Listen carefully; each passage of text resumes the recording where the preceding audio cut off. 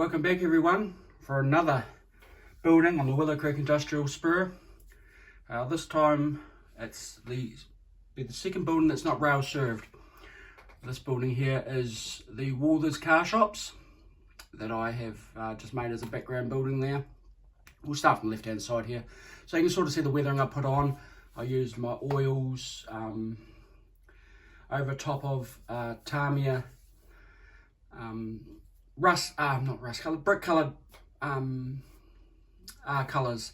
Now the trick with that, if you don't already sort of know, is if you've watched one of the other videos of Lorna Foods, how I go around the windows, put the black, make the shadows, and then randomly put different colours of browns and stuff on it to sort of give it that randomness instead of just spraying it completely with brown paint. So I've done that, and I've also sort of given it a little bit of a wash around especially around the I-beams above the doors there with some Humbrol weathering wash, some enamel weathering wash, which seems to work out quite good.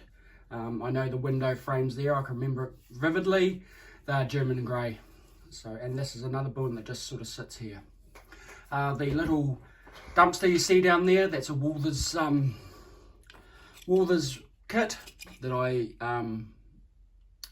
weathered up and do the head chipping technique on that, and that's there, and it's sort of got it's like that because when this building they stopped using the spec, but they were too busy to take away this skip here, so that's going to be all covered with vines and bits and pieces. These pallets here, they got knocked over with the little kitten Morty. He just loved knocking those over, but that's all right. And that's sort of that back area is sort of like an area where they used to load the rail cars, and the business sort of got a bit bigger when they started getting coils, and it made the brand new steel unloading factory.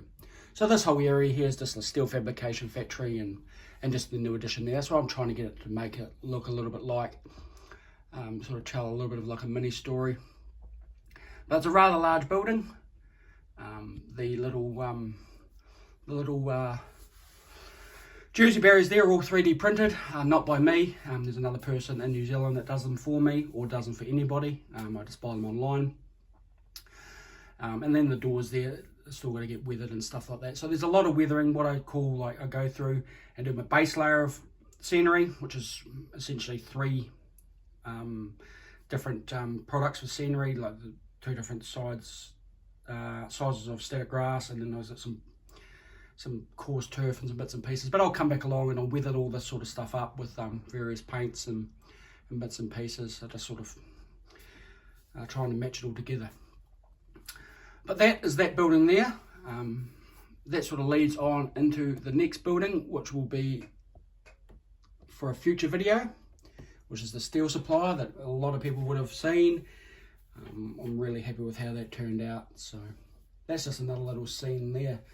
But that's basically, there's 2 rail served industries on Scott Street, and 1 abandoned warehouse that we've just been looking at, and also on the extension to Scott Street, more to the left hand side of the camera here, which I'll spin you around. Hold on to your seats there. That attaches to the end there. We've seen Manalock Foods there the other day, or one of the other videos. There's the AIM sand and gravel that attaches to the end there, which will be another video as well. So hey, if you guys like this this format of me explaining the industries and how I painted them and all that sort of stuff, let me know. Seems to be quite a good way of explaining things instead of just spinning around with the camera and dribbling on. So I'll try and keep these under 5 minutes, and I'll catch you on the next one. Cheers.